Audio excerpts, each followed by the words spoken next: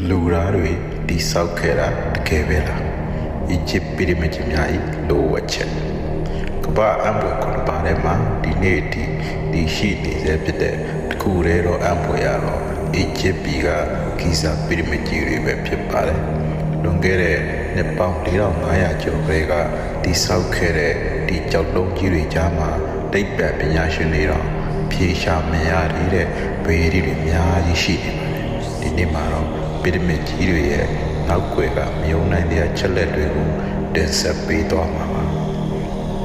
ပီရမစ်ကြီးတွေထဲမှာကြီးဆုံးဖြစ်တဲ့ဂီဇာပီရမစ်ကြီးကိုတိဆောက်ဖို့အတွက်ကြောက်တုံးပေါင်း2တန်းကျော်အသုံးပြုခဲ့ရပါတယ်လူစန်းနာကကြောက်တုံးတစ်လုံးချင်းစီဟာပြန်ပြန်အားဖြင့်2တန်ကနေတန်90ကျော်အထိလေးလံပါပါ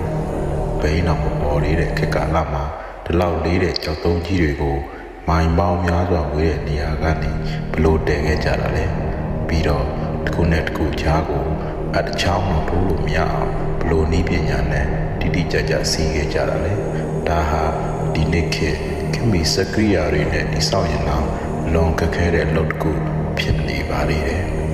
နောက်ထပ်အော်စရာတစ်ခုကတော့ပီရမစ်တွေရဲ့ဒီနေရာပါဂီဇာမှာရှိတဲ့ပီရမစ်၃ခုဟာကောင်းကင်ယံက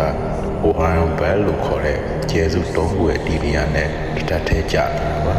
ရှေးဟောင်းအီဂျစ်လူမျိုးတွေဟာတယ်လီစကုပ်တွေကွန်ပျူတာတွေမရှိဘဲနဲ့ဒီလောက်ထိတိကျတင်ချတဲ့နက္ခတ္တဗေဒအသိပညာတွေကိုဘယ်ကနေရခဲ့တာလဲဒါဟာလူသားတွေရဲ့လက်ရပဲလားဒါမှမဟုတ်တစုံတစ်ယောက်ကလမ်းညွှန်ခဲ့တာလားဆိုတာအခုထိငင်းခုန်နေကြတော့မယ်ဖြစ်ပါတယ်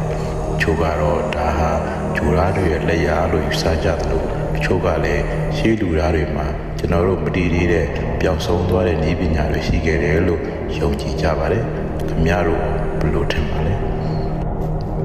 အခုလိုဒူးဆန်းတွေလာတွေကိုစိတ်ဝင်စားရင်တော့တက်ပန်ကို line နဲ့ follow လုပ်ထားဖို့မေးနေအောင်နော်နောက်ဗီဒီယိုမှာပြန်တွေ့ကြမယ်ဗျာ